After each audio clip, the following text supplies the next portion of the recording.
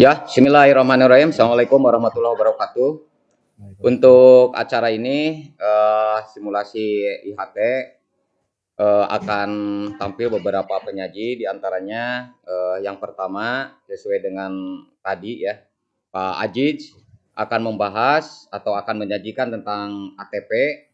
Kemudian yang kedua Pak Samsul akan menyajikan tentang literasi digital. Kemudian Pak Deden akan menyajikan tentang modul ajar. Kemudian yang keempat Pak Yudi akan menyajikan tentang asesmen.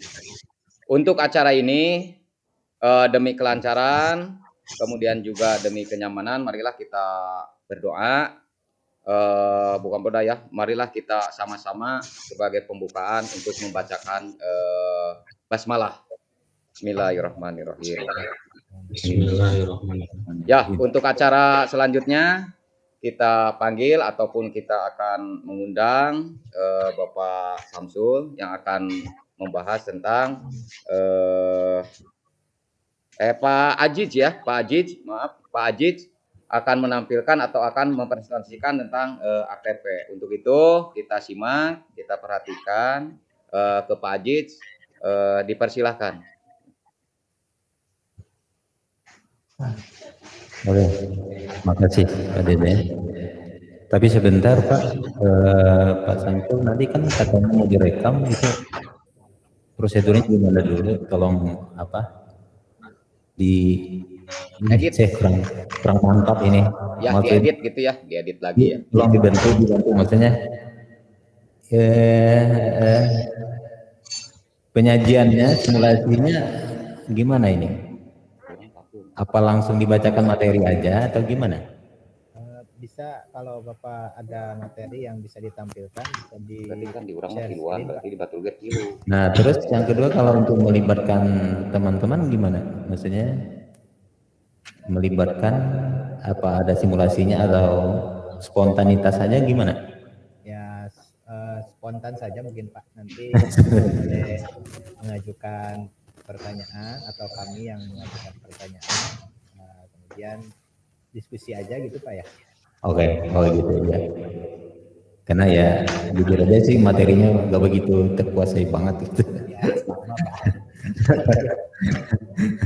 Ya. Oke. Kita start awal, jadi baiklah. Ini langsung direkam atau gimana Pak Samsul? Mau membuka dulu atau gimana? Proses Pak, ini proses rekam.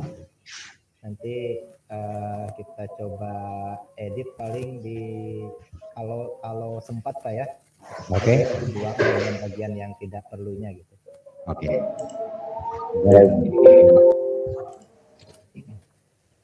Ya, oke. Assalamualaikum warahmatullahi wabarakatuh. Waalaikumsalam. Baiklah, para bapak-bapak, ibu-ibu.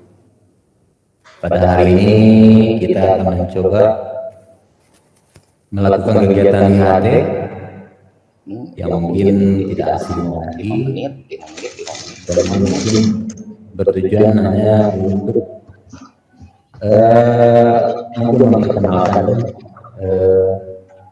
memperkenalkan istilahnya sebagai guru penggerak atau istilahnya untuk guru informatika yang akan dijadikan mata pelajaran untuk tahun sekarang ya, karena kebetulan di sekolah kami informatika belum ada. Oke, nah sebelum saya masuk ke materi, perkenalkan dulu. Nama saya berasal dari kelompok C, nama saya Azizul Fadli dari SMA 1 Cikampek, guru mata pelajaran itu TK.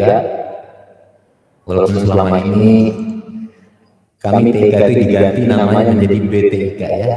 Nah, BP. Oke, mungkin itu aja.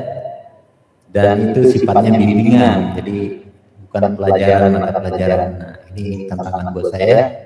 Dan saya tadi teringat ada teman-teman kita yang hanya satu guru menghadapi 3 angkatan, wah itu keren ya. Artinya saya terpacu ya, kenapa kami yang fasilitas ada, gurunya ada, PNS lagi, tapi mata pelajarannya nggak ada ya. Itu satu masalah. Dan sekarang saya baru menyadari bahwa informatika itu bisa dilaksanakan di sekolah saya, di sekolah kita ya. Nah ibu-ibu, maaf bapak-bapak semuanya, materi yang akan saya sampaikan sekarang ini karena saya kebetulan untuk menjadikan pelajaran informatika sebagai pelajaran seperti yang lainnya, jadi bukan seperti bimbingan lagi ya, karena selama ini agak keliru ya pemahaman kami, sekolah kami itu, sekolah kita ini TK itu seperti warnet aja ya, jadi anak-anak menganggap kalau ke lab itu ya ke warnet, jadi itu yang harus saya luruskan, memang itu tanggung jawab saya berat. Makanya sekarang saya mencoba ya mengangkat sebuah kerjasama dengan bapak-bapak, ibu-ibu yang berkompeten ya untuk menjadikan sekolah kita ini yang siap menerima teknologi yang untuk masa depan ya, karena saya lihat bapak-bapak itu rata-rata melek teknologi, jadi sekarang saatnya kita mencoba berlomba-lomba ya, apalagi sekolah kita baru memulai. Nah ini, jadi untuk pengembangan ini saya mengambil dari materi HT itu tentang alur tujuan pelajaran atau dikenal dengan ATP.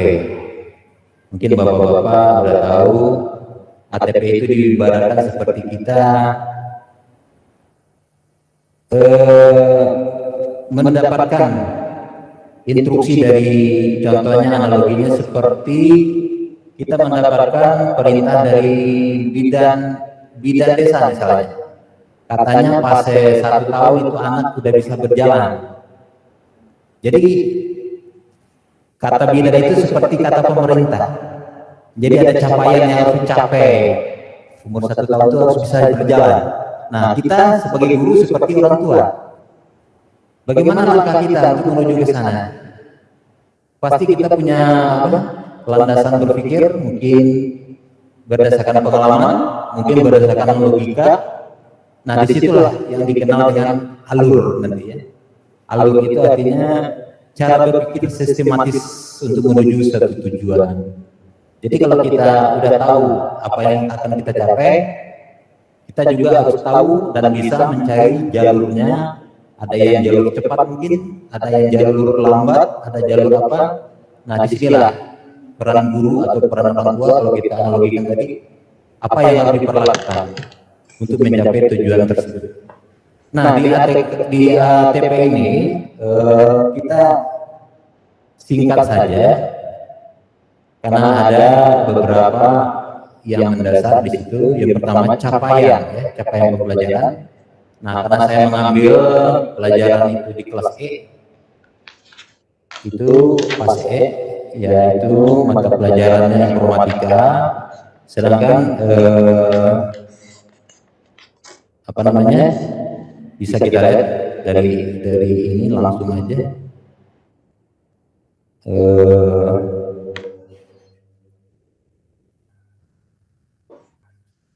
Maaf ya.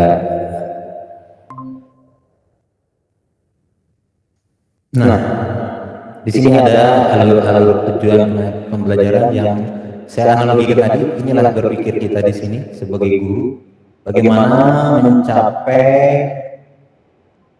tujuan kita nyampe ke sana, karena capaian itu sudah diikrarkan oleh pemerintah yang harus kita gapai. Nah di sini alur tujuan pembelajaran dengan mata pelajaran informatika fase E dan elemen yang saya pilih itu TK. Nah capaian yang dicanangkan oleh pemerintah itu bisa kita lihat, karena ini memang udah baku ya. Nah di sini ada capaian pembelajaran. Kata yang mempunyai wewenang di sini mengatakan bahwa pada fase ini peserta didik harus mampu memanfaatkan berbagai aplikasi secara bersamaan dan optimal untuk berkomunikasi, mencari informasi di internet, serta mahir menggunakan fitur lanjut aplikasi perkantoran, pengolah kata, dan presentasi, beserta otomasi dan integrasi, menyampaikan konten aplikasi dan berbagai presentasi yang memudahkan analisis dan integrasi konten tersebut. Nah, kalau kita lihat sekilas capaian pembelajaran itu ada beberapa yang saya kutip di sini tujuannya ya. Jadi tujuan dari capaian itu apa? Maksudnya gunanya apa? Jadi kalau kita analogikan yang tadi, kalau anak itu udah bisa berjalan, tujuannya apa? Udah pintar dia jalan, terus udah pintar dia ngomong, nanti anaknya itu tujuannya apa sih? Nah, itulah yang kita cari dari capaian itu. Nah, capaiannya kalau kita baca tadi sudah kita lihat di sini ada kata-kata mampu memanfaatkan berbagai aplikasi. Jadi tujuannya itu mampu atau bisa memanfaatkan berbagai aplikasi secara bersamaan dan optimal untuk berkomunikasi. Jadi kita bisa memanfaatkan berbagai aplikasi siswa itu. Nah, tentunya inilah tujuan kita ya. Jadi siswa itu bisa apa saja aplikasi yang bisa dipakai untuk mengoptimalkan berkomunikasi. Terus tujuan yang kedua, kalau kita lihat di sini ada bagaimana mencari informasi di internet. Jadi kalau siswa itu kita lihat kalau dia udah bisa memanfaatkan aplikasi, bagaimana dia mencarinya.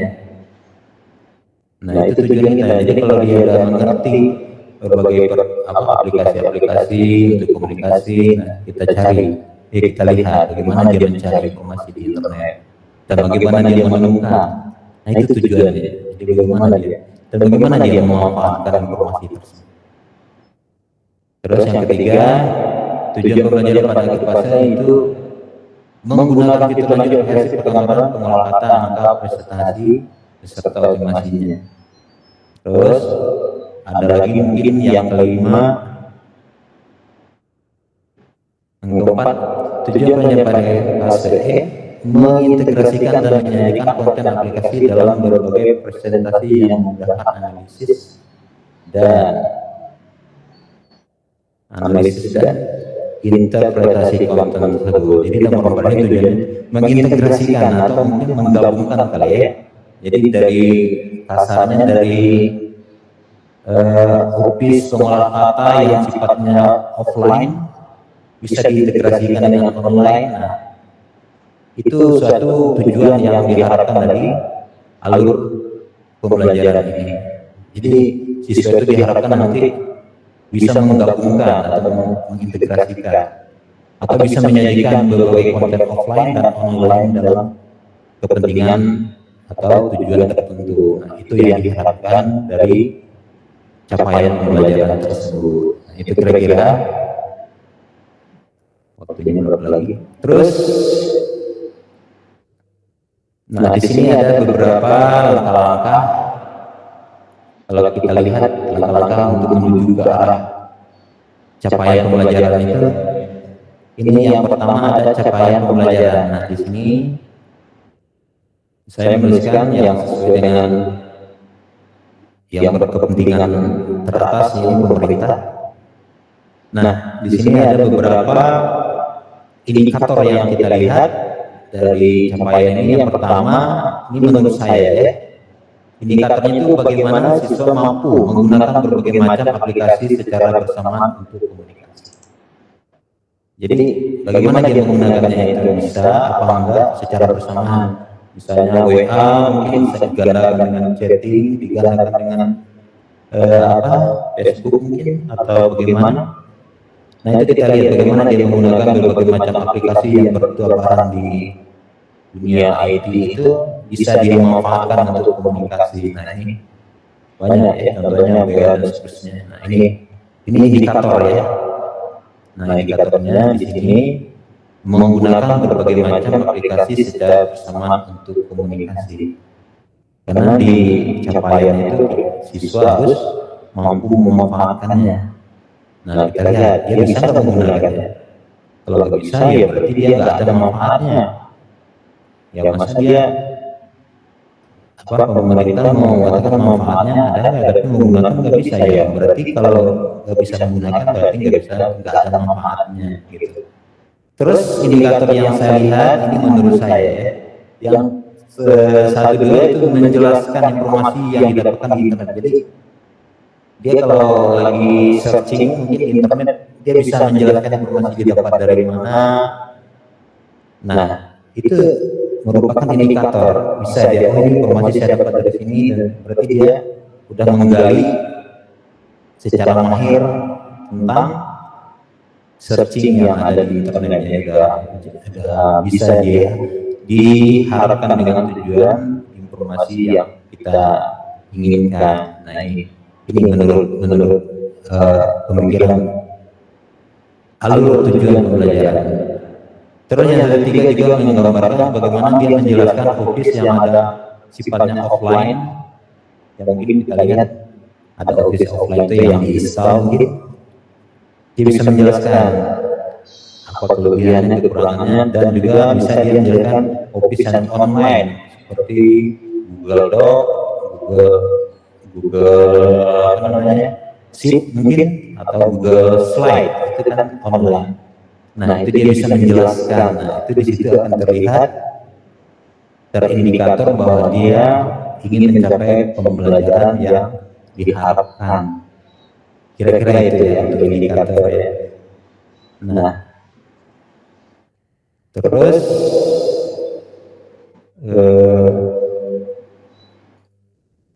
untuk penyempurnaannya mungkin saya agak kurang ini ya, kurang menguasai semuanya karena ada bapak-bapak mungkin punya pengalaman tersendiri. Mungkin untuk kelanjutan mengisi data-data ini saya minta bantu mungkin ya, minta tolong bagaimana teknisnya. Nah itu kira-kira ada kira-kira masukan tentang ini Pak, tentang apa namanya ATP ini, arah tujuan pembelajaran. Oke, silakan Pak Samsu. Mungkin minta dijelaskan di ATP tadi Pak ada fase E itu maksudnya bagaimana Pak? Oh iya, ya kita lihat lagi fase E yang saya masukkan. Yang ini ya Pak ya? Ya. Saya yang tampil seperti Iya. Di alur tujuan pembelajaran itu kan ada sebenarnya mata pelajaran informatika itu punya 8 apa itu elemen kali ya. Nah, elemennya itu TK yang saya pilih. Nah, fase di sini itu kalau saya mengacu ke analogi orang tua mendidik anaknya berjalan tuh begini analoginya yang saya baca. Fase dari ini ke sini kemampuannya apa gitu lah, itu maksudnya fase. Jadi misalnya fase E itu kan SMA itu kalau nggak salah kelas 10. Kelas 1 kalau nggak salah ya. Kelas 1. Nah, fase itu yang kelas 1 itu umur segitu itu kemampuannya apa yang harus dia miliki? 10. Nah, apa saja yang harus dia miliki sepase itu? Karena ada juga kemungkinan walaupun udah kelas 2 yang fase itu belum dia kuasai. Jadi fase itu tidak identik dengan kelas ya, tapi identik dengan tingkat pemahamannya. Nah, itu mungkin lebih cenderung kepada apa sih yang dia pahami gitu lah. Itu mengelompokkan orang berdasarkan itu, bukan berdasarkan kelas yang kita ketahui seperti sekarang ini. Kalau fase itu lebih merujuk kepada kemampuan apa sih yang kita golong-golongkan. Misalnya saya analogikan kalau anak berjalan itu mungkin dia umur 1 tahun mampunya baru berjalan, ngomong belum bisa. Nah itu fase namanya, fase 1. Itu yang saya pahami. Tapi mungkin ada yang lain mungkin saya kurang bisa memuaskan mungkin Ada lain yang lain pendapatnya? Mungkin Pak Yudi, makasih Pak Samsul, Ya, Pak Deden. terima kasih. Saya kalau fase itu memang mungkin ya bisa jadi persepsi kita beda-beda bisa karena ini analoginya kan karena yang saya tangkap itu dari pembicaraan pelajaran yang dulu ATP ini adalah hak kita, hak semua hak totalitas guru. Jadi mau diapain juga dan disinilah. Nah memang berat gitu maksud saya. Sangat berat, saya merasa berat. Tapi saya mau coba karena ujung tanduk dari capaian itu di ATP-nya ini. Kalau ATP-nya udah mateng, udah sip, kayaknya capaian itu akan mantap gitu. Nah itu mungkin itu analogi saya. Makanya saya bilang tadi, kalau saya bayangkan misalnya apa ya analogi yang lain, pokoknya fase itu berorientasi kepada capaian-capaian yang diperoleh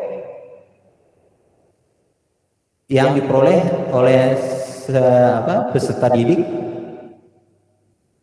Nah itu dikelompokkan. Jadi capaian-capaiannya itu aja.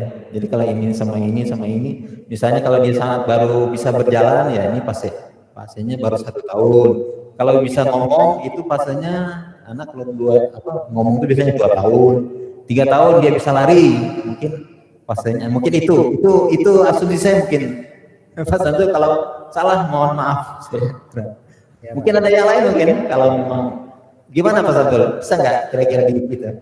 Ya, makasih Pak. Terima kasih. Mungkin Pak Yudi ada usulan ataupun apa? Biar disambung Pak. Pak Yudi? Ya. Ya Pak.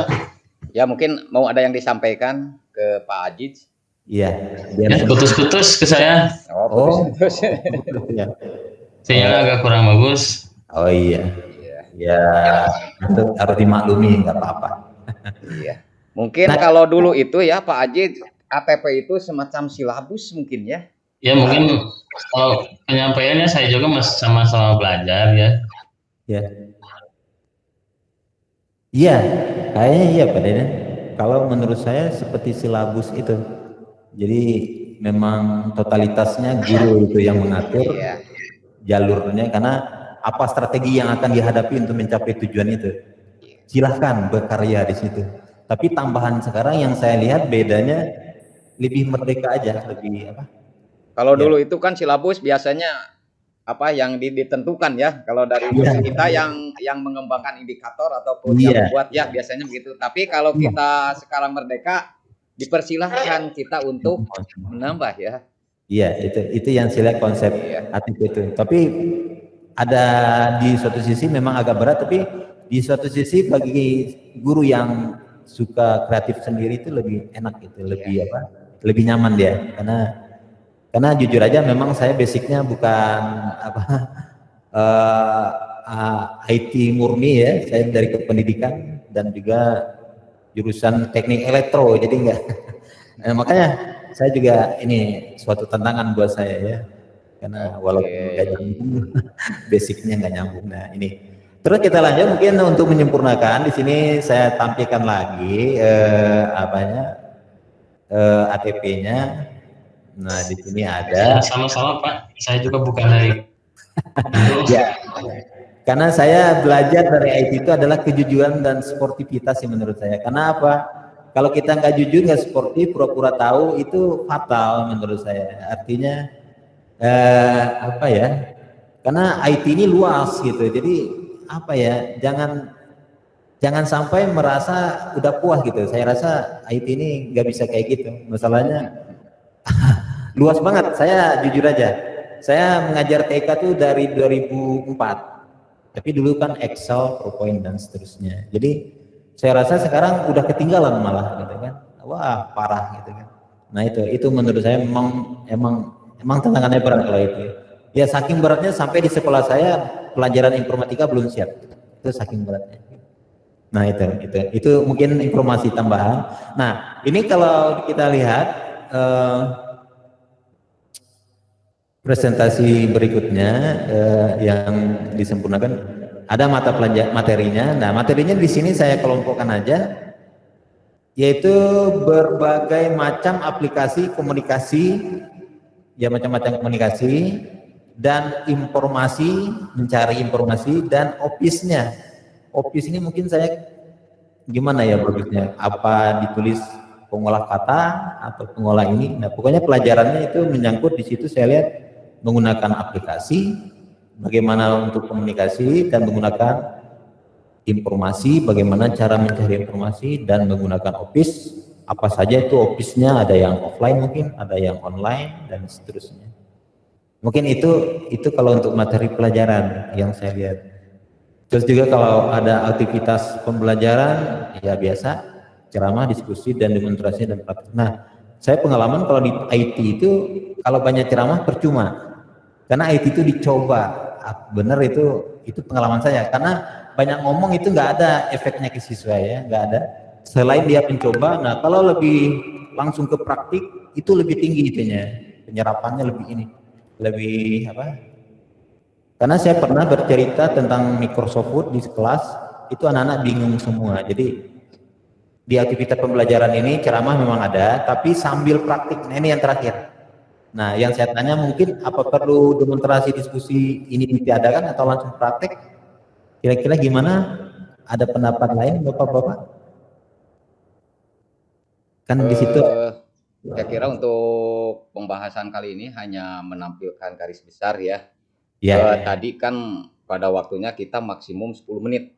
Oh ya, udah ada berapa? Ya, udah 10 menit. Untuk itu mohon maaf Pak Aziz, mohon disimpulkan saja Oke. untuk pilihan penyaji berikutnya gitu ya. Oke, siap, makasih Pak Deden. Jadi saya simpulkan, jadi saya berkatakan kepada ATP ini adalah apa ya istilah, suatu kekuatan untuk mencapai tujuan pembelajaran. Jadi bagaimana pembelajaran tercapai tujuannya itu kuncinya di ATP.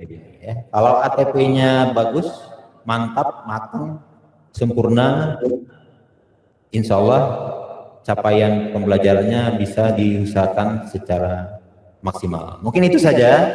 Banyak maaf mungkin karena waktu kita terbatas dan juga jujur kalau IT ini dunianya sangat maya dan sangat luas. Mungkin sifatnya ada yang hobi-hobian, ahlinya di sini, mungkin belum tentu ahli di sana. Jadi saya IT itu nggak bisa merendahkan orang, bahaya karena mungkin dia apa? Karena banyak saya lihat orang yang merendahkan, wah cuma bisa Excel, ya karena hobi. Padahal Facebooknya nggak bisa. Jadi orang menilai kadang-kadang kalau di lapangan itu yang nggak bisa Excel dibilang bodoh, itu salah ya. Nggak bisa pemrograman dibilang on, itu juga salah. Itu menurut ide saya karena IT ini pelajarannya luas dan terupdate terus. Jadi untuk itu bapak-bapak peserta IHT tolong dalam pengembangan ini ilmunya tolong diupdate secara berkala. Itu aja mungkin, banyak maaf. Wabillahi taufiq wal hidayah. Wassalamualaikum warahmatullahi wabarakatuh. Waalaikumsalam warahmatullahi wabarakatuh. Ya, terima kasih atas penjelasan yang panjang lebar ya oleh Pak Aziz. Dari paparan tadi kita simpulkan mudah-mudahan kita tahun yang akan datang ya kita sama-sama karena ya gue sama-sama pernah belajar TIK, pernah ini mungkin luka-liku TIK itu ada pada diri kita masing-masing gitu ya.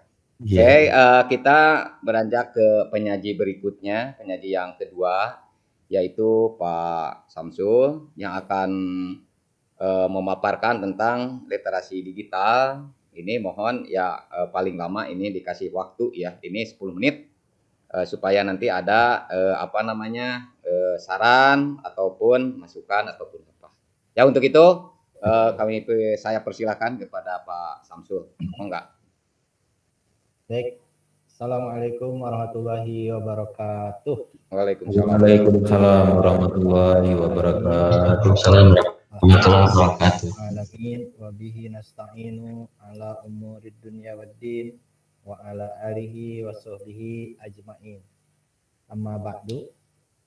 Bapak-bapak yang saya hormati, pada kali ini saya akan menyampaikan materi yang sudah diberikan kepada saya, yaitu tentang literasi digital.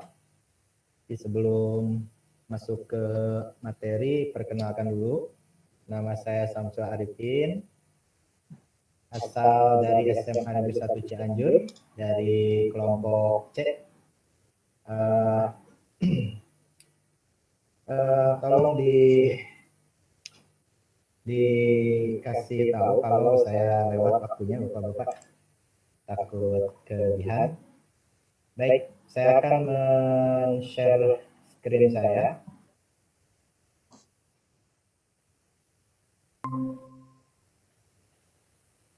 Baik, Bapak bisa melihat layar saya ya? Bisa terlihat? Oke, bisa. Ya, lanjut. Oke, di sini saya akan menyampaikan materi berjudul pentingnya literasi digital. Nah, sebelum ke slide Bisa ya kelihatan Pak? tidak kelihatan ya. Mungkin jaringannya Pak ya. Oke, ini sudah terlihat di yang lain. Nah, sebelum ke slide berikutnya, saya ingin bertanya dulu kepada Bapak-bapak peserta pelatihan semuanya. Ini pernahkah Anda menerima informasi atau pesan SMS seperti ini, Pak? Misalkan dari nomor yang tidak dikenal ya. Di sini ada, ini contohnya, kami tim bla bla bla bla, Anda terpilih mendapat Rp 35 juta. Chat admin, giveaway langsung klik di sini. Nah, isinya kurang lebih seperti itu. Pernah nggak Bapak-bapak? Sering gitu ya. Sering mendapatkan itu ya. Nah ya. Oke. Atau informasi seperti ini. Innalillahi wa inna ilaihi raji'un. Kini Al-Quran Nusantara sudah direalisasikan. Astagfirullah, ya Allah ampuni. Nah, ternyata surat Al-Maidah ayat 51 telah diganti terjemahannya. Laporkan, Quran palsu, dan seterusnya dan seterusnya. Pernah menerima informasi seperti ini, Bapak-bapak? Ya, ada. Cuman ya kata-katanya tidak persis ya. Suka ada Pak. Ya. Kita lihat. Nah, pertanyaannya bagaimana sikap Bapak-bapak ketika Di broadcast tuh kadang suka ada. Seperti ini. Sikapnya bagaimana? Apakah senang menerima dapat hadiah begitu? Itu biasanya saya suka diabaikan saja. Oh, diabaikan, Pak Deden ya? Oke. Kalau saya diabaikan tapi dilihat, ya jangan lihat sama kulitnya, jadi habis diabaikan tapi masih penasaran gitu. Cari. Ya. Oke. Nah, informasi-informasi yang kita dapatkan dari internet ini tentu saja tidak semuanya benar. Kenapa? Karena di zaman sekarang, era revolusi industri 4.0 ini, semua orang bisa mengakses internet, bisa menuliskan sesuatu di internet, ya, siapapun. Ya. Nah, jadi kita harus lebih berhati-hati dalam menerima informasi. Nah, ini berarti berita yang tadi itu termasuk hoax ya. Nah, di sini ada ciri-cirinya hoax itu. Ciri-ciri hoax itu yang pertama tidak menyantumkan nama penulis atau nama sumber yang jelas. Kemudian ada unsur cocok-cocokan. Kemudian judul berita dibuat heboh, spektakuler. Lalu juga menggunakan alamat web yang mirip dengan media resmi. Nah, kadang-kadang seperti itu ya. Kemudian menggunakan kata-kata sebarkan atau viralkan. Nah, kita harus curiga ketika ada informasi yang di bawahnya ada kata-kata sebarkan atau viralkan seperti itu. Nah, kira-kira untuk menangkal hoax ini, apa yang bisa kita lakukan? Silakan ada yang punya ide atau gagasan?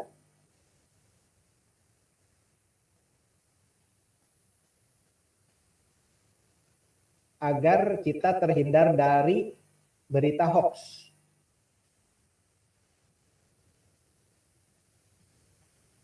Apa yang kita lakukan?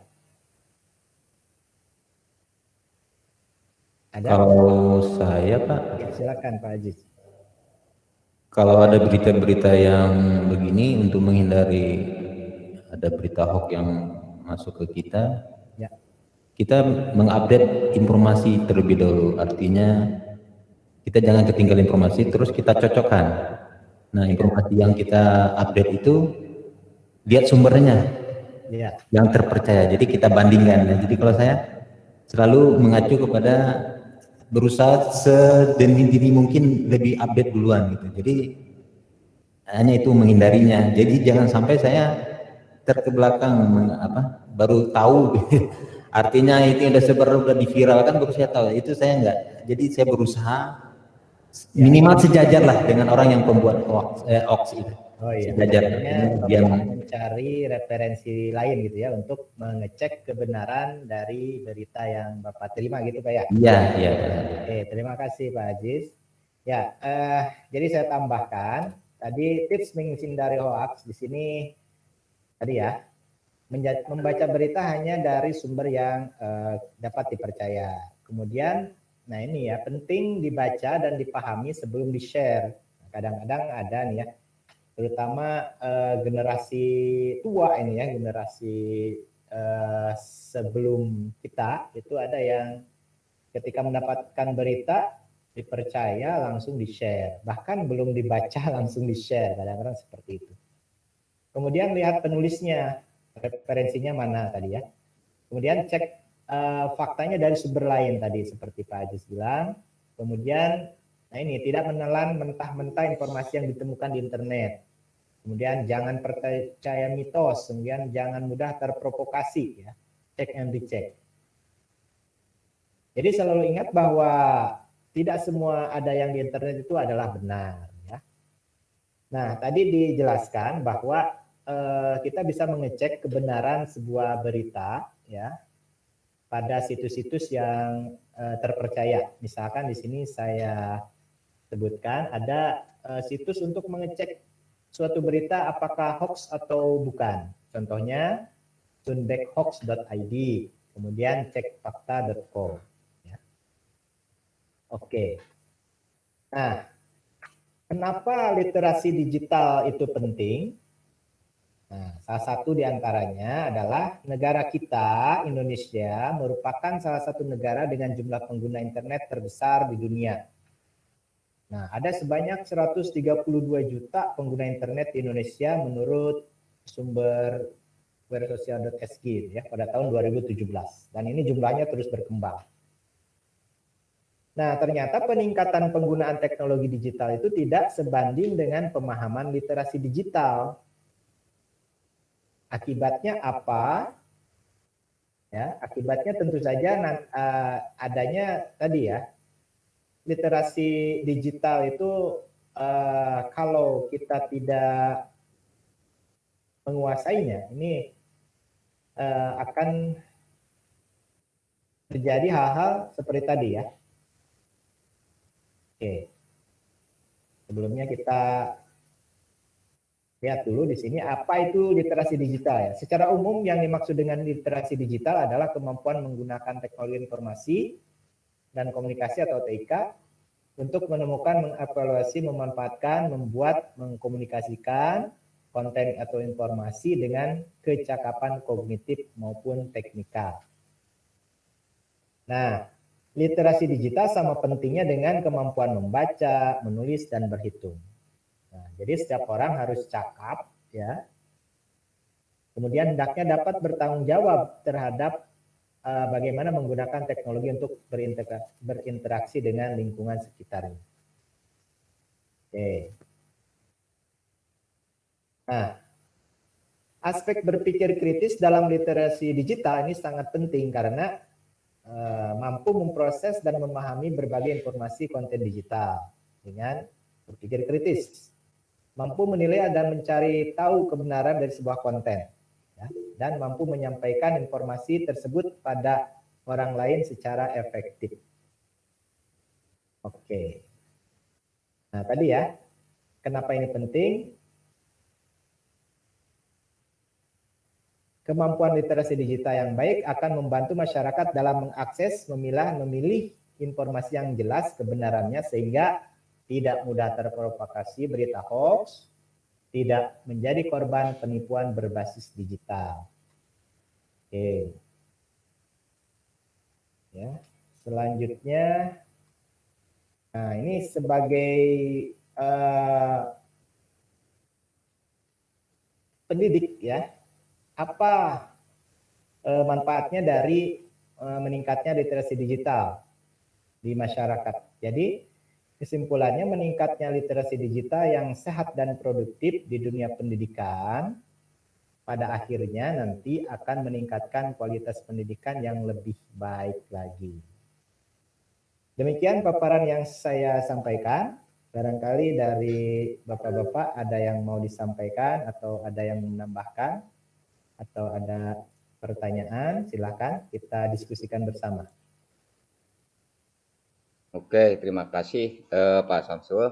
Ini mengenai literasi digital memang benar sekali hoax ataupun informasi-informasi datang ya tanpa diduga ataupun tanpa apa. Biasanya ke grup-grup juga sebarkan ini ke 5 grup gitu ya. Biasanya itu suka ada akan menambah pulsa atau gimana. Itu memang sering terjadi demikian gitu.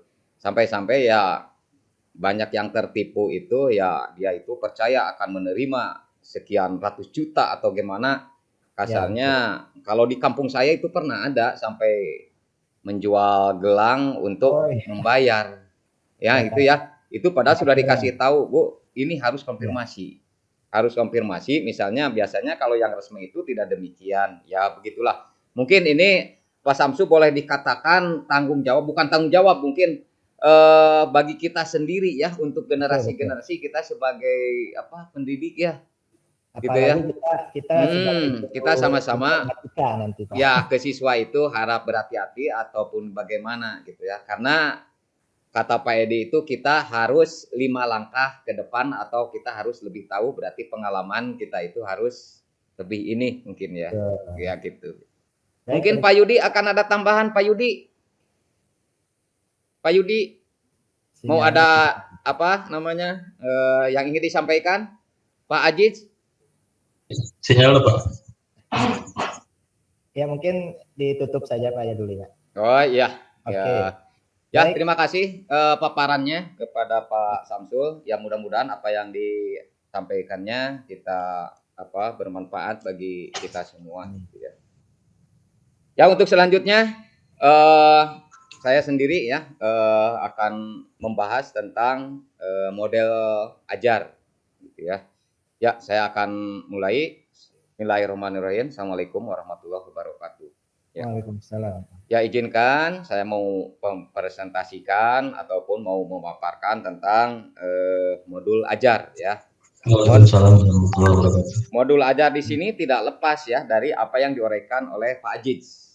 Ya Pak Aziz itu misalnya silabusnya dan saya itu RPP-nya gitu ya. Makanya tadi nyambung sekali gitu ya. Untuk memaparkan tentang APP di sini gitu ya.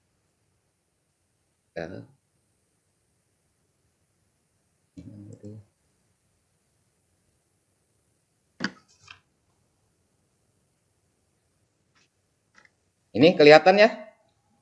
Oke. Ada? Ya. Iya. Di sini mungkin Bapak semuanya mungkin ini sudah membaca bahkan kita bahas. Mungkin untuk apa namanya lebih jelasnya kalau dulu sama kita itu dikenal dengan RPP, mungkin hanya beda-beda apa namanya beda-beda. Oh maaf sekali belum perkenalan ya, mungkin sama orang apa tadi Cikampek gitu ya. Nama saya Deden Royani. Saya bertugas di SMA Negeri 1 Ciranjang. Sama seperti Pak Aziz, basic pendidikan sama dari teknik dan saya dari teknik sipil. Makanya sangat jauh sekali gitu ya. Dari teknik ke pendidikan gitu. Ya ini ceritanya lah panjang-panjang dan panjang. Dan kemudian juga TIK dari awal pertama lahir ya sampai detik ini mungkin saya mengalami berbagai turun naiknya itu TIK. Karena saya pernah memaparkan ke Pak Edi itu ya TIK itu asalnya tidak ada, tidak ada lagi sampai ya ini sangat beruntung sekali saya selalu dengan Pak Samsul ya untuk memperjuangkan bagaimana TIK supaya menjadi mapel lagi ya sampai waduh bagaimanapun gitu ya perjuangan-perjuangan kita gitu. Ya alhamdulillah mudah-mudahan ini berkat apa namanya kita dulu berjuang ya untuk supaya TIK itu menjadi mapel lagi gitu ya, menjadi mapel lagi dan sempat saya juga mengajar beberapa tahun itu PKWU ya. Sampai beberapa pelatihan di Lembang itu PKWU terus gitu ya. Makanya sekarang alhamdulillah kita ya mudah-mudahan pada tahun-tahun mendatang ataupun tahun yang akan datang kita informatika menjadi mata pelajaran andalan karena kan berbasis digital itu dan menjadi primadona gitu ya, menjadi TIK ya. Adapun yang saya ingin sampaikan pertama modul ajar ini tadi saya sudah sampaikan bahwa ini kalau dulu itu RPP gitu ya. Mungkin perbedaan ataupun kata-kata itunya ya mungkinlah pada prinsipnya sama gitu ya. Hanya tadi dikatakan oleh Pak Ajid adalah langkah-langkah ataupun kompetensi awal ataupun segala macamnya itu sudah tertuang ya di ATP. Kita hanya memindahkan dan memindahkan ya terhadap modul ajar ini. Adapun pembahasan ataupun selanjutnya biasanya kita juga kan kalau di sekolah itu cukup dengan mengisi misalnya ini jangan dihilangkan itu misalnya kalimat-kalimat tertentu ya. Unsur-unsurnya apa saja yang ada di dalam RPP itu. Kita sendiri yang akan menampilkan ataupun kita sendiri yang akan menuangkan apalagi sekarang diberikan kebebasan ya ataupun diberikan kepada pendidik atau kepada kita-kita untuk membuat modul ajar ini diserahkan kepada guru masing-masing. Ya untuk itu berarti tiap daerah akan berbeda asal kita tidak lepas dari ATP itu mungkin ya kalau dulu kita bisa mengembangkan tapi sepanjang jalur silabus itu dipakai gitu ya. Nah, mungkin ini juga sama, mungkin di sini ada perbedaan ataupun ada penambahan-penambahan ya sesuai dengan tujuan sekolah penggerak itu ada profil pelajar Pancasila mungkin dulu itu tidak ada. Nah, mungkin pada saat ini kita harus benar-benar mengerti apa itu profil pelajar Pancasila gitu ya. Kemudian selanjutnya juga sama ini ada kompetisi inti model pembelajaran itu ya oleh kita sering dilaksanakan. Mungkin yang agak yang agak sangat kita ini kan adalah bahasanya gitu yang tadinya kebiasaan kita itu indikator menjadi ini kemudian yang kebiasaan kita kompetensi menjadi ini kalau dulu itu ada PIK ada apa gitulah nggak tahu bahasa pendidikan gitu ya karena latar belakang yang tadi gitu ya. Nah ini kemudian juga pendahuluan dan kegiatan inti juga kalau dulu itu kan dipecah kegiatan inti itu ada pendahuluan ada kegiatan inti dan ada penutup ya di sini juga sama gitu ya. Kemudian yang menjadi tambahan berikutnya adalah di sini itu ada dalam lampiran di sini ada glosarium juga yang dulu itu tidak ditampilkan masalah glosarium. Ya ini saya berikan ini untuk trik-trik modul ajar dan modul ajar di sini lebih lebih dikembangkan lagi oleh Bapak-bapak semua nanti disesuaikan dengan kondisi dan materi-materi yang akan diampu. Jadi ya di sini juga belum tahu misalnya saya ngajar di kelas 10, belum tahu ngajar di kelas 11 gitu ya. Nanti juga ada pihak kurikulum yang akan mengaturnya. Ya mungkin itu paparan dari saya gitu ya. Paparan dari saya mungkin ada yang ingin disampaikan ataupun ada yang ingin masukan dari rekan-rekan saya dipersilahkan gitu ya. Masukannya terutama untuk kita nanti ke kelas gitu ya atau ke peserta didik. Ya mungkin itu mungkin dari Pak Samsu silakan masukannya Pak Samsu bagi kita semua. Untuk modul ajar itu berarti diturunkan dari apa tadi ATP Pak ya? Ya, itu dari ATP diturunkannya dan disederhanakan dan lebih didetilkan lagi ke modul ajar. Oke, apa apa apakah harus detail Pak? Maksudnya kan kaitannya dengan yang RPP 1 lembar itu bagaimana Pak? Kalau itu memang itu dipersilahkan mau 1 lembar ataupun bagaimana itu tergantung kepada materinya. Tadi pernah dikatakan biasanya kalau anak-anak itu khususnya TIK itu kayak gimana ya mungkin pengalamannya belum keluar saja dari lab itu anak-anak sudah pada menunggu di apa namanya di ruangan. Mungkin kita bahkan bisa dipersempit, bukan dipersempit ya, dipersingkat hanya inti ataupun bagaimana yang tujuan peserta didik itu lebih banyak untuk praktek biasanya gitu ya. Dan kita pun biasanya TIK itu yang dulu-dulu aja cuma beberapa apa materi pembelajaran tapi dalam prakteknya itu banyak gitu ya. Mungkin untuk capaian pembelajarannya hanya 1 tapi di bawahnya yang terutama itu tentang indikator dan kegiatannya yang mungkin harus ya cukup 1 lembar saya kira itu tiap kali pertemuan. Ya mudah-mudahan 1 lembar gitu ya. Ya mungkin itu jawaban intinya. Mungkin Pak Ajit silakan beri masukan untuk pembahasan ini. Terima kasih Pak Deden. Maksud saya ini,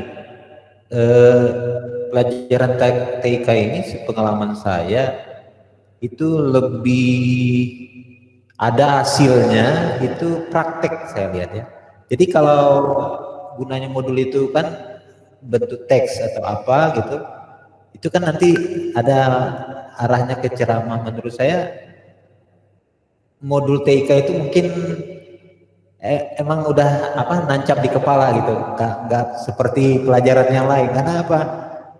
Modul TIK tuh yang saya lihat tuh dulu-dulunya tuh banyak ini misalnya klik file, klik save, klik gitu-gitu. Jadi saya lihat kalau untuk sekarang mungkin modul TK itu memang lebih cocok yang 1 lembar itu mungkin ya karena TK itu keberhasilannya saya lihat lebih banyak di mencobanya. Jadi jangan banyak mendengar gitu.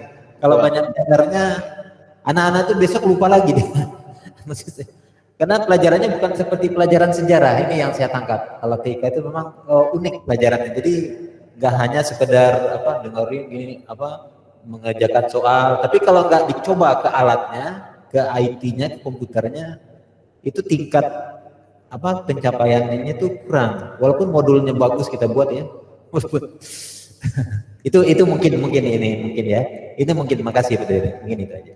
Ya mungkin Pak Yudi ada masukannya Pak Yudi. Ya, Pak Yudi ada masukannya atau cukup? Ya, mungkin untuk model ajar ya. Kalau menurut saya, ya, ya suara saya kedengar nggak Pak? Ya, Putus-putus. luplep.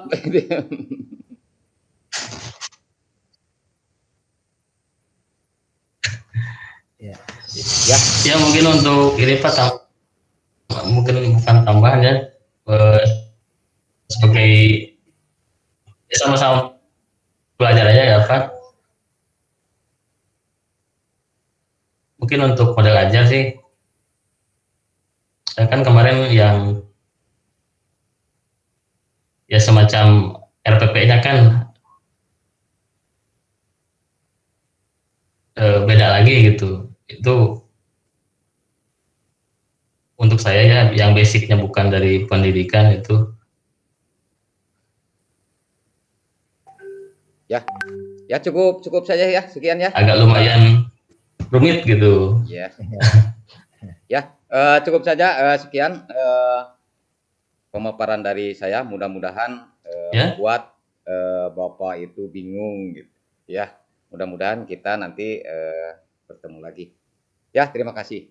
Kemudian selanjutnya penyaji yang terakhir ya, mungkin ke Pak Yudi sendiri akan memaparkan tentang asesmen gitu ya. Mungkin Pak Yudi dipersilahkan untuk lebih jelas dan dibuka itu kameranya Pak Yudi biar mengetahui semuanya. Ya, mangga Pak Yudi.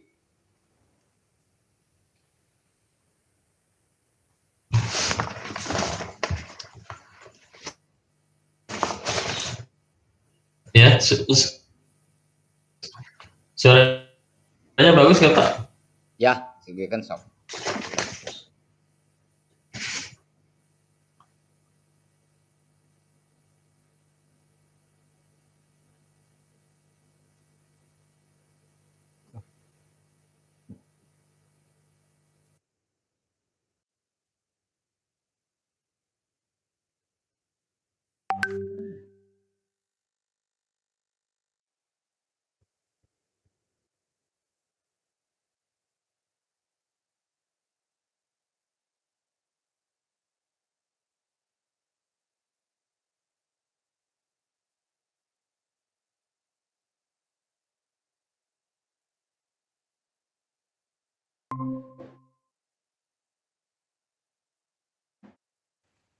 Ya maaf Pak, di laptop suaranya nggak bisa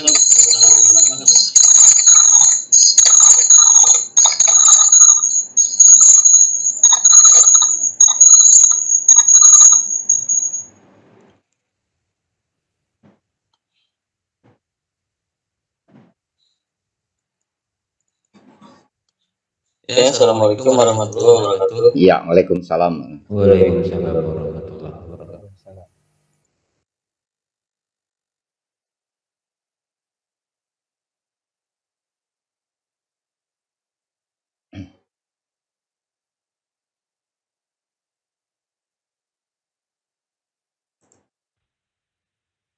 Ya, gimana nggak tidak nyambung ya?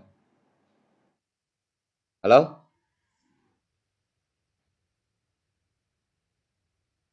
Gimana ini? Gimana ini untuk rekan kita? Halo? Ya, lanjut.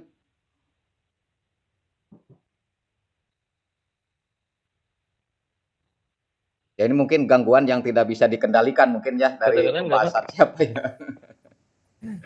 Ya. Sinyal mungkin ini sinyal ya. Cari sinyal yang bagus, Pak. Mungkin harus agak di luar begitu.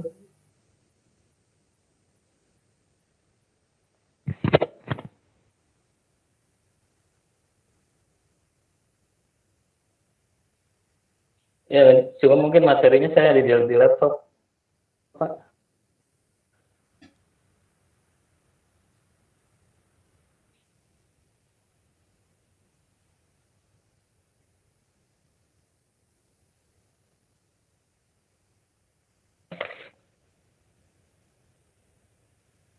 Apa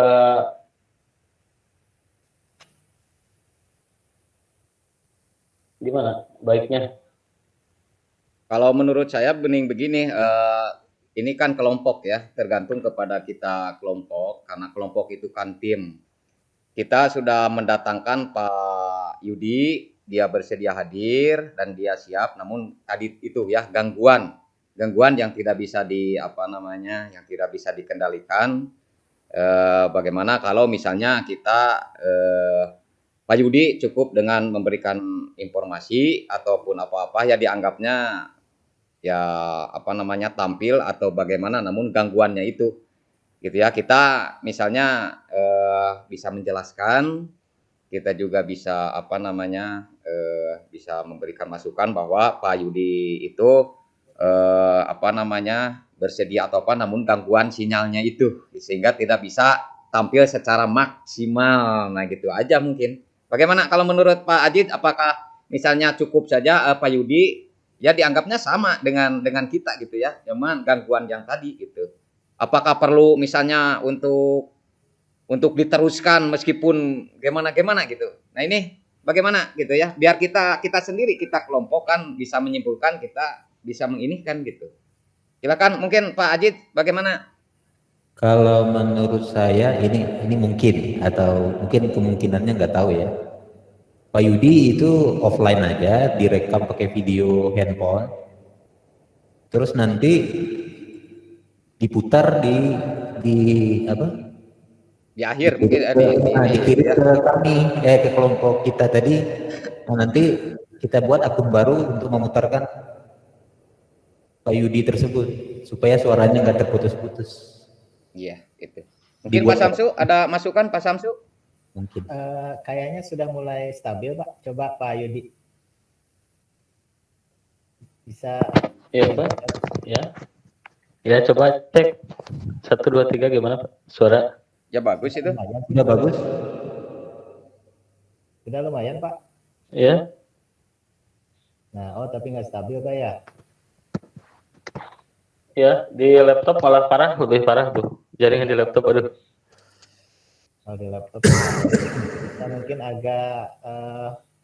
agak keluar gitu Bapaknya, mencari sinyal yang bagus. Oh iya, itunya presentasinya di laptop Pak ya? Iya, di laptop Pak.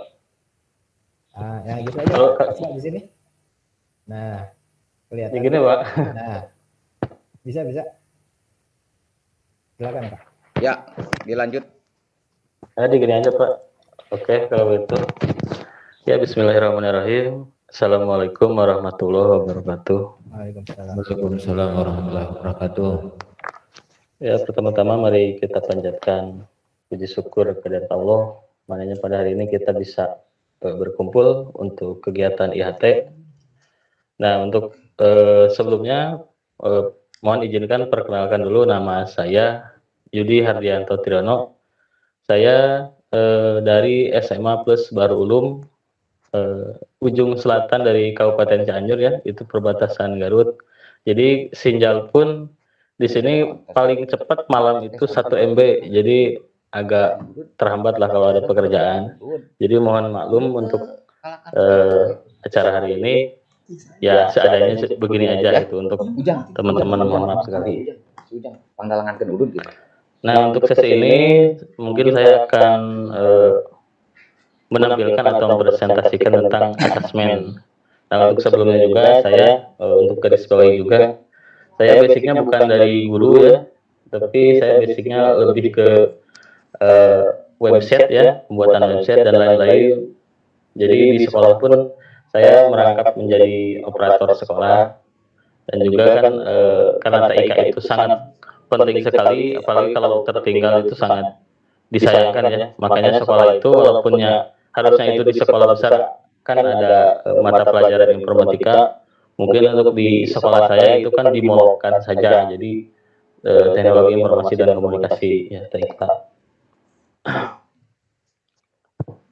Nah, mungkin untuk selanjutnya ya, untuk asesmen itu dibagi menjadi 3 ya. Yang pertama asesmen diagnostika, yang kedua asesmen formatif, yang ketiga asesmen sumatif. Nah, mungkin untuk acara IHT ini tujuannya itu untuk memahami asesmen pembelajaran ya. Dan kedua untuk membedakan asesmen diagnostik dan asesmen formatif dan asesmen sumatif. Dan nanti juga untuk di akhirnya itu Bapak Ibu bisa untuk membuat asesmen diagnostik dan asesmen formatif dan asesmen sumatif. Nah, mungkin untuk selanjutnya kita refleksi dulu ya. Mungkin saya juga masih dalam tahap belajar ya, jujur saja. Jadi sama-sama belajar, jadi ya kita refleksi sebentar. Nah, ini kan saya ada pertanyaan mungkin untuk semuanya. Ya kita sharing saja ya. Itu bisa kelihatan nggak Pak? Belum kelihatan. Ya mungkin saya bacakan saja ya Pak. Ya, apa yang Bapak ketahui tentang capaian pembelajaran? Ya mungkin ada yang bisa menjawab. Kita sharing saja Pak ya, sama-sama belajar.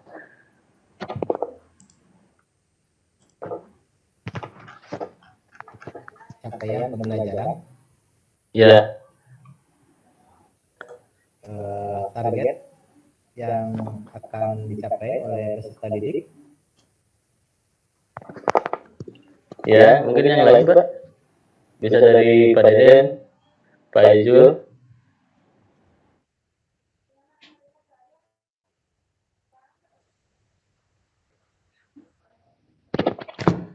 Dimut Ya, Pak. apakah saja ya? Ya, Itu Pak Aziz. Dimut Pak Aziz.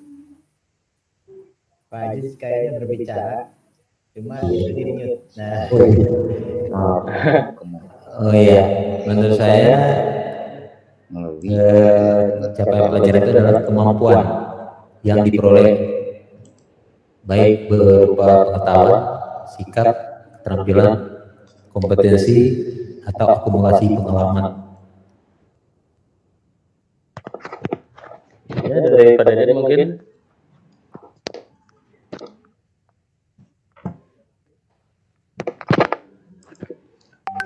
sama ya, seperti Pak Aziz tadi tentang pengetahuan, baik itu sikap, pengetahuan yang ditujukan kepada peserta didik. Oh iya, baik. Ya mungkin untuk selanjutnya ya, lanjut ke materi saja. Nah, barusan kan ada 3 ya. Yang pertama itu kan asesmen diagnostika. Nah, mungkin untuk asesmen ini dibagi menjadi 2 ya. Yang pertama asesmen non kognitif dan yang kedua yaitu asesmen kognitif. Nah, untuk asesmen non kognitif itu lebih ke perasaan dari atau psikolog peserta didik sebelum belajar ya. Nah, untuk yang kognitif itu persiapan dari atau pemahaman. Jadi peserta didik itu ya minimal saat belajar itu sampai jangan sampai ya belum lah gitu. Jadi masalah yang mungkin dari awal tadi non kognitif itu psikolognya harus dibangun dulu ya dari awal. Nah, untuk kognitif itu mungkin untuk lebih memahami. Jadi yang kita sampaikan bisa sampai ke peserta didik. Nah, yang selanjutnya yang kedua dan ketiga yaitu asesmen formatif dan asesmen sumatif. Mungkin Bapak Ibu juga sekalian mungkin sering ya, soalnya ini kan berkaitan dengan yang asesmen formatif itu sebagai sebenarnya dua-duanya itu sama-sama evaluasi ya, asesmen formatif dan asesmen sumatif itu. Tapi perbedaannya untuk asesmen formatif itu lebih ke proses evaluasi kegiatan saat pembelajaran. Jadi contohnya seperti siswa-siswi disuruh diskusi lalu nanti dipresentasikan. Nah, yang selanjutnya yaitu asesmen sumatif. Nah, untuk asesmen ini mungkin untuk proses evaluasi di akhir pembelajaran, ya seperti ujian bab kompetensi atau tes-tes lah ya. Nah, mungkin itu saja ya yang biasa saya sampaikan. Nah, untuk selanjutnya mungkin dari Bapak-Bapak bisa memberikan satu contoh ya dari asesmen yang 3 tadi ya. Ya, boleh dari siapa saja? Ya, mungkin dari Pak Samsu dulu. Contoh apa nih Pak? Yang mana nih? Ya, ya dari salah satu kalau 3-3 boleh. Gitu. Misalkan yang pertama dari asesmen formatif itu misalkan Kenawan, kan tadi saya beri contoh misalkan siswa berdiskusi lalu nanti di akhir dipresentasikan. Nah mungkin dari yang lain itu contoh-contoh yang lain. Buat nyanyi di kia. motor. Iya. Lah motor apa dia? Jika tuh.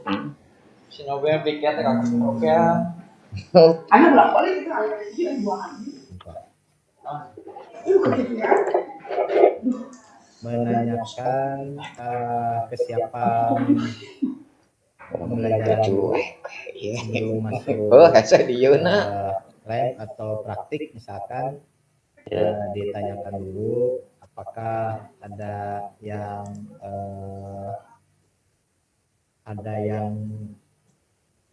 alergi terhadap listrik misalkan, listrikan, ada yang punya pengalaman kesetrum misalkan, seperti itu Pak. Oh iya. Yang lain gimana yang lain? Ya mungkin ini tadi mengenai Pak Samsu itu memang terjadi pada siswa saya. Sebelum belajar dia tidak mau menghidupkan komputer karena harus memasukkan si fittingnya itu ya ke listrik. Sampai oleh saya ditegur. Ya istilah Sunda itu teu bisa ngabuskeun gitu-gitu acan. Dia itu nggak mau, bahkan dia itu langsung berontak gitu.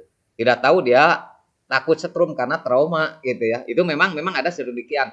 Nah, untuk menghadapi penilaian seperti ini menurut Pak Yudi gitu ya. Dia apakah apa namanya skill ataupun apakah kan kalau dulu itu ada cara menghidupkan komputer gitu ya, cara mematikan komputernya kan ada ya, mulai dari apa namanya, itu bahkan permulaan gitu ya, waktu kelas 10 dulu TIK itu. Mungkin menghadapi seperti ini Pak Yudi, bagaimana Pak Yudi?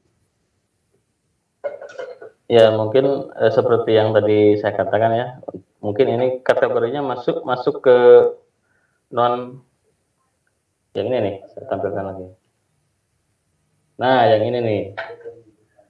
Yang masuk mungkin non kognitif ya. Jadi siswa harus dibangun dulu kesiapannya, psikologinya. Jadi emang sih kan kalau udah trauma itu mungkin dulunya pernah kayaknya mungkin ya kalau psikologinya dibangun dulu dengan baik ya diajarkan mulai dari kan kadang sampai sekarang juga sih saya ya walaupun di sini sarannya masih kurang ya gitu. Jauh dari ini kan ya komputer masih ada ya 1-2 gitu, itu harus bergantian siswa. Kadang kan dari CPU itu kan kalau kena tangan atau kaki ya Iya, ada iya. kalau bahasa Sundanya gurunyut gitu kan. Itu kan Istilahnya hampir gurunyut ya, istilahnya yang gurunyut. gurunyut. Itu siswa pasti ya kalau bahasa ini trauma lah ya. Itu pasti. Cuma kita harus bangun lagi ya kita jelaskan. Gini loh. Jadi siswa itu jangan sampai selanjutnya ya seperti tadi gitu. Malah mah kalau dari instalasi di awal itu nyolokin menghidupkan komputer saja sudah tidak mau. Ya mungkin sebelumnya pernah ada trauma ya gitu mungkin. Iya. Mungkin Pak Ajit ada masukan atau sudah beres? Mungkin pertanyaan sedikit Pak Yudi. Saya punya pengalaman. Apakah kategorinya ini asesmen diagnosis apa enggak? Saya juga enggak tahu. Kadang-kadang saya sebelum memulai praktek itu, kadang-kadang secara tak sengaja saya nanya gitu, kamu punya apa alat IT nggak di rumah? Atau kemungkinan kakak kamu jurusan apa? Apa komputer atau bagaimana? Nah ini termasuk asesmen atau bagaimana? Karena saya terjadi perbedaan kalau anak yang punya fasilitas lengkap itu kalau belajar itu beda gitu, beda ininya. Daya serapnya, daya ini malah dia yang memimpin temannya. Nah jadi kadang-kadang saya apa nyambung saya juga nggak tahu. Nanya kadang-kadang punya kakak nggak jurusan informatika atau bagaimana? Nah ini Pak Yudi, saya bingung apa termasuk mana ini? Apa non kognitif? Mungkin tolong. Ya mungkin seperti itu saya juga mengalami ya Pak, sama-sama ya ditanyakan ya sama-sama evaluasi barang-barang lah. Nah yang barusan Bapak tanyakan mungkin dari yang lain dulu, dari Pak Deden atau Pak Samsul bisa menanggapi ya dari itu. Ya memang itu masuk apa namanya secara apa namanya langsung gitu ya, tanpa terstruktur, tanpa apa gitu, masuknya asesmen juga gitu ya, meskipun ya itu tidak berstruktur gitu ya. Ya mungkin itu memang betul sekali, apalagi kalau anak yang boleh dikatakan lebih terampil, dia mendominasi. Gitu ya, mendominasi, duduk paling apa gimana, bahkan dia sendiri, bahkan kita mah enak.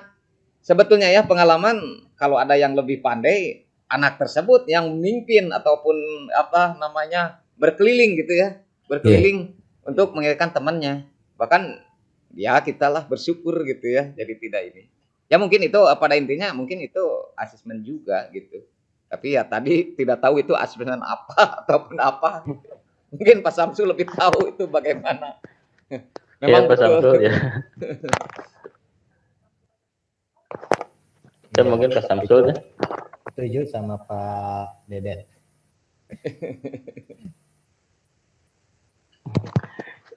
Ya mungkin saya juga masih sama-sama belajar ya. Ya dari awal juga kan saya itu basicnya bukan dari guru ya. Jadi kalau masalah untuk pembelajaran dan yang lainnya mungkin saya juga banyak belajar, banyak jadi apa tuh sharing-sharing ke yang lebih senior ya. Nah mungkin yang lainnya ada lagi Ya Pak, cukup ya, cukup ya. Cukup, cukup. Ya mungkin untuk kesimpulannya ya, jadi asesmen ini mungkin semacam evaluasi ya untuk pembelajaran atau juga tolak ukur pendidikan ya untuk hasil belajar atau capaian pembelajaran ya. Nah mungkin gitu Pak. Oke. Terima kasih kepada Pak Yudi ya untuk penyaji yang terakhir, dan juga kegiatan ini keempat-empatnya sudah menyajikan ya dengan tema masing-masing. Ya mudah-mudahan apapun yang kita sampaikan, apapun yang kita sajikan dapat bermanfaat khususnya bagi kita dan umumnya bagi pembaca ataupun penonton semuanya. Dan juga kita mudah-mudahan kita dibekali umur yang panjang untuk melaksanakan program ini ya tahun depan. Dan untuk itu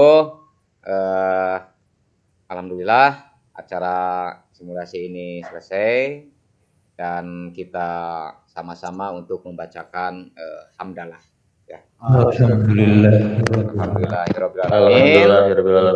Ya, sekian dari saya. Wabillahi taufiq wal hidayah. Assalamualaikum warahmatullahi wabarakatuh. Waalaikumsalam warahmatullahi wabarakatuh. Ya ini di luar resmi aja. Ini apakah ini akan bercuap-cuap ataupun akan tutup? Karena ini kan harus diinikan linknya ya. Bagaimana ini? Gimana? Ini kan tidak langsung muncul Pak ya videonya di Drive. Ya, Nanti ya. mungkin saya nunggu kemunculan dulu videonya. Kalau untuk diedit memerlukan waktu yang lama Pak. Lama gitu ya. Jadi nanti saya coba langsung aja apa adanya dibuat linknya di YouTube gitu. Kalaupun nanti ada revisi bisa nanti di download di edit lagi gitu. Yang penting sekarang tugasnya di input saja. Ya, di input aja ya. Ya, setuju gitu ya. Nah ini untuk penampilan di YouTube-nya bagaimana kalau sifatnya itu tidak publik gitu? Bagaimana ini? Tadi tidak ditanyakan ke Pak Edi ya? Oh, kalau tidak publik nggak bisa dilihat orang Pak? Enggak, yang menerima link itu berarti yang bisa membaca itu. Oh, yang hanya menerima linknya ya? Ya, bagaimana itu? Biar nanti misalnya kalau sambil menunggu itu aja, biar kita itu masuk, sambil kita itu mengedit. Nanti kalau sudah diperiksa ataupun sudah ada centang kita mengumpulkan, kita ganti linknya gitu. Bagaimana kalau itu? Ya, Bisa. bagaimana Pak Ajid? Bagaimana pendapatnya? Mau seperti itu gitu? Kalau menurut saya sih benar juga Pak Deden. Maksudnya kita yang penting tugas, bukan yang penting ya. Maksudnya tugas link tuh masuk. Nah setelah masuk kan ada centangnya tuh di LMS. Nanti baru diedit ulang gitu. Itu menurut saya sih. Di download lagi, diedit, bisa nggak gitu? Ya, sama. Ya, Ya. bagaimana Pak Yudi? Setuju Pak Yudi? Ya, saya sependapat Pak. Bagaimana Pak Samsu? Bagaimana? Mau seperti itu aja? Iya Pak, ini untuk link video biasanya muncul 15 menit paling cepat Pak ke depan atau 30 menit, nanti saya tunggu dulu. Kalau sudah muncul linknya di drive saya saya coba langsung uploadkan ke YouTube. Nanti linknya saya share di grup gitu Pak. Ya gitu aja ya. Mungkin gitu aja ya. Iya, gitu aja. Oke deh. Ya mungkin itu aja. Kalau tidak ada apa-apa lagi, mungkin kita udah lelah dari pagi, kita beristirahat, kita gimana sampai berjumpa lagi besok mungkin ya. Ya oke. Begitu ini sebagai adminnya nih Pak Sabtu. Makasih Pak. Oke. Sampai direpotin. Terima kasih Pak. Terima kasih. Oke, sekian lah. Bye. Ya, makasih. Yo, assalamualaikum. Waalaikumsalam. Ya.